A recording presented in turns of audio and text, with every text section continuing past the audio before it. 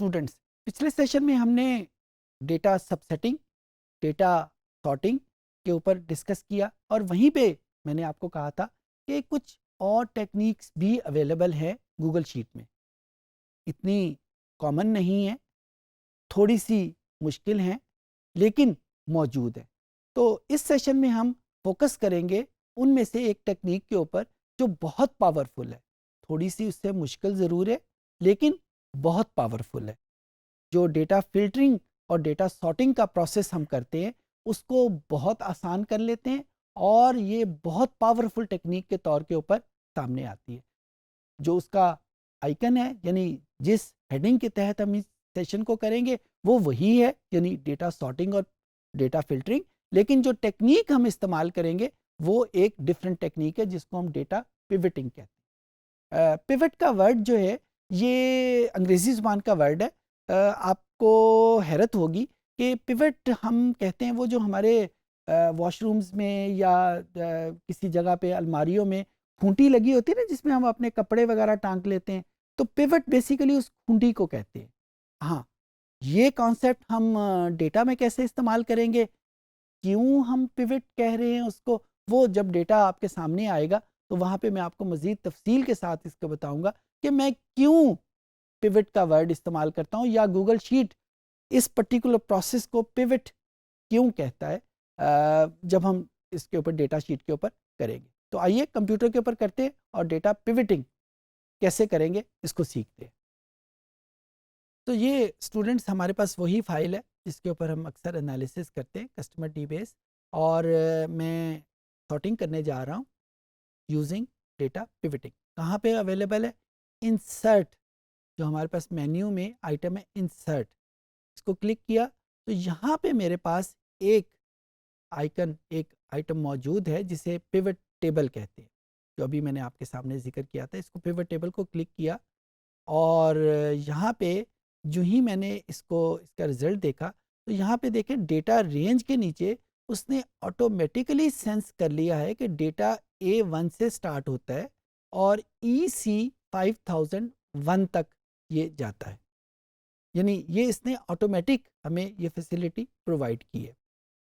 अगर हम आज से कुछ वर्जन पहले की बात करें, गूगल शीट के कुछ पहले वर्जन्स की बात करें, तो ये ऑटोमेटिक सेंसिंग मौजूद नहीं थी।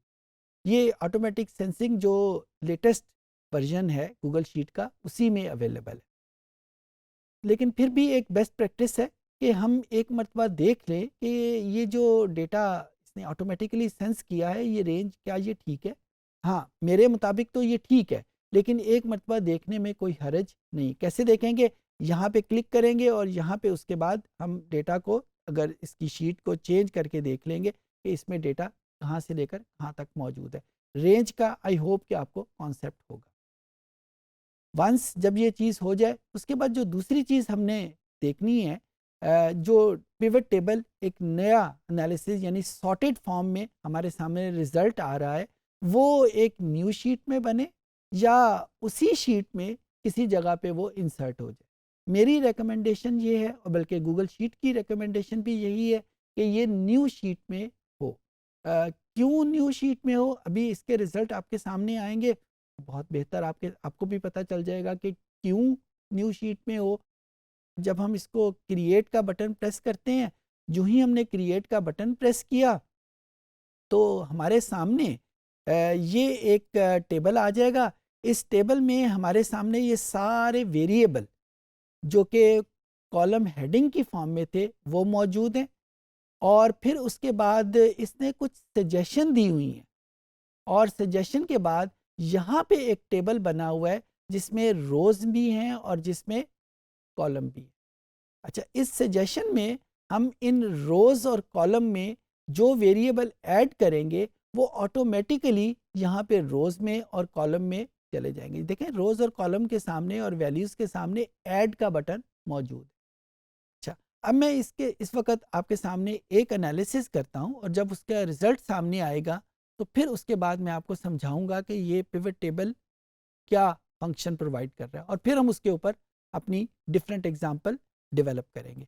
मैं सबसे पहले रोज़ में जेंडर का बटन प्रेस करता हूँ और इस जो ही मैंने जेंडर का बटन प्रेस किया, इसने, क्योंकि मैंने रोज़ को क्लिक किया था, तो रोज़ में जो जेंडर की 2 कैटेगरीज थी उसने ऑटोमेटिकली उसको सेंस करके 0 और 1 की फॉर्म में लिख लिया। तो पहला लेसन जो यहाँ पे आप सीख रहे हैं कि अगर हम किसी कैटेगोरिकल वेरिएबल को हम रोज़ में या कॉलम में पिवट टेबल में क्लिक करते हैं, सेलेक्ट करते हैं, तो पिवट टेबल ऑटोमेटिकली उसकी जो सब कैटेगरीज हैं उसको सेंस करके उसको लिख लेते हैं। और हमें ऑप्शन क्या करता है कि क्या इसको असेंडिंग ऑर्डर में करना है। असेंडिंग ऑर्डर का मतलब है कि छोटी वैल्यूज़ पहले आएंगी, बड़ी वैल्यूज़ बाद में आएंगी। यहाँ पे आप देखें 0 पहले लिखा हुआ है, 1 से छोटा होता है, लिहाजा ये असेंडिंग ऑर्डर। अच्छा, उसके बाद हमने क्या किया, वैल्यूज़ पे भी यही जेंडर हमने क्लिक कर दिया और यहाँ पे जो ऑप्शन हमें दे रहा है वो सम का ऑप्शन दे रहा है। मैंने इसको काउंट के ऑप्शन पे क्लिक कर दिया। अच्छा, अभी मैंने आपको कहा कि मैं पहले ये फंक्शन परफॉर्म कर लूँ, फिर उसके बाद आपको बताऊंगा कि ये फंक्शन कर क्या रहा है। ये टेबल मेरे सामने मौजूद है। इस टेबल में क्या है, हमने सबसे पहले इसको पिवट टेबल का नाम दिया। इस पिवट टेबल में हमने रोज़ में जेंडर का वेरिएबल प्रोवाइड किया और इस जेंडर के वेरिएबल में उसने सब कैटेगरीज को ऑटोमेटिकली सेंस करके लिख लिया। उसके बाद दूसरे नंबर के ऊपर जो वैल्यूज़ का बटन था हमारे पास, उस वैल्यूज़ में भी मैंने जेंडर ही को ऐड किया और जेंडर को ऐड करने के बाद जो मैंने चेंज किया वो काउंट के नाम के ऊपर चेंज कर दिया। तो इसने क्या किया कि 0 का कितना काउंट था और 1 का कितना काउंट था वो मेरे सामने लिख दिया। 0 किसको कह रहा था, मेल को। 1 किसका कोड है, फीमेल का। तो जब मैं कहता हूँ कि 0 क्या काउंट या 0 की तादाद 2449 है, तो इसका मतलब ये होगा कि इस डेटा सेट में टोटल नंबर ऑफ मेल 2449 है और टोटल नंबर ऑफ फीमेल वो भी 2551।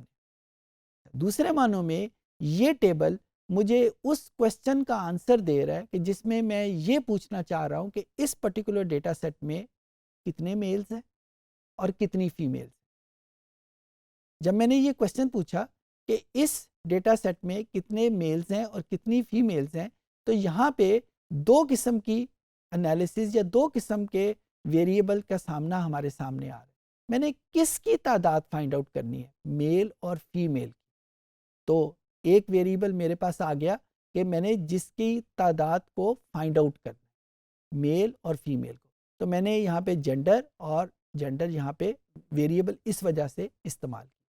अच्छा, अब इस क्वेश्चन को थोड़ा सा एडवांस करते हैं। मैं ये फाइंड आउट करना चाहता हूँ, अभी तक तो मैंने ये फाइंड आउट किया था कि मेल की तादाद कितनी है, फीमेल की तादाद कितनी है। अब मैं ये फाइंड आउट करना चाहता हूँ कि जो इस पर्टिकुलर डेटा सेट में मेल और फीमेल मौजूद हैं उनकी एवरेज एज क्या है।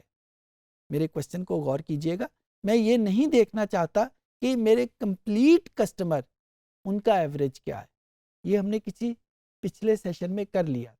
अब मेरी जो रिक्वायरमेंट है वो ये है कि इस पर्टिकुलर डेटा सेट में टोटल नंबर ऑफ मेल्स कितने हैं और टोटल नंबर ऑफ फीमेल्स कितनी है।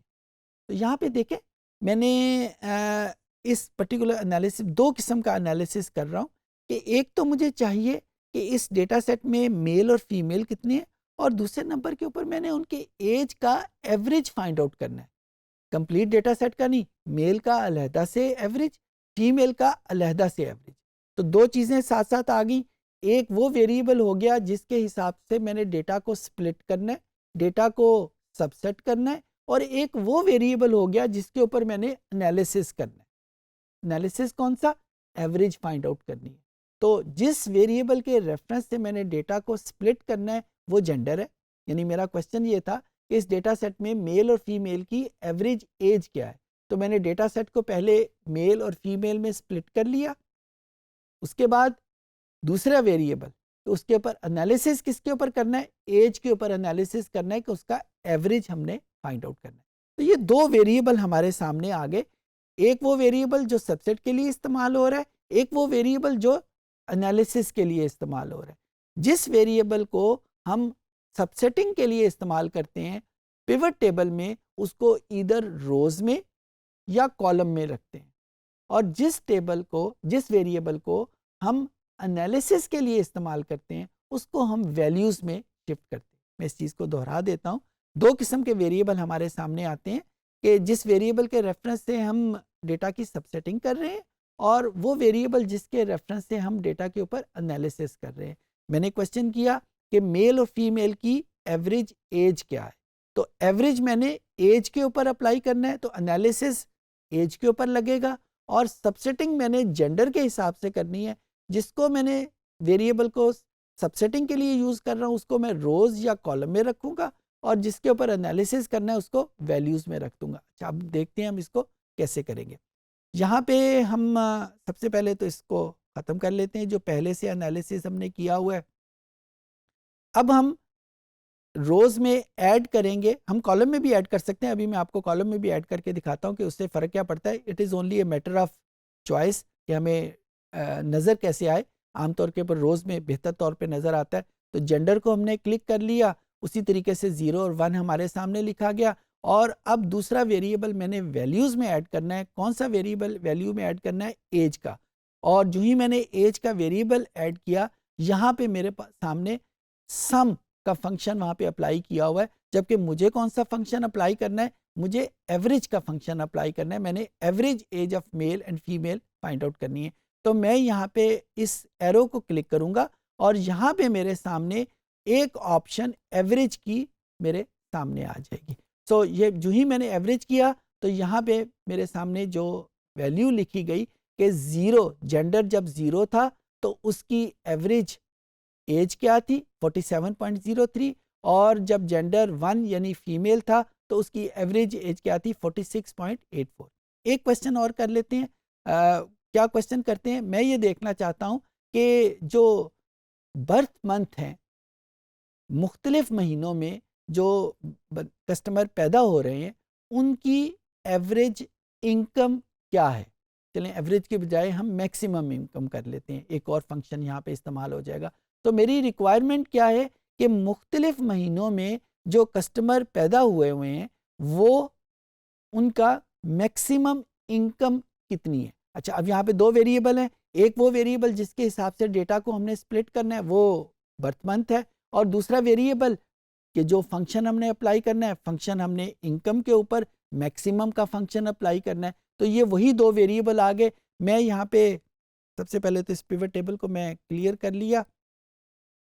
अब यहाँ पे मैं रोज में कौन सा वेरिएबल यूज करूँगा? जिसके हिसाब से डेटा को स्प्लिट करना है।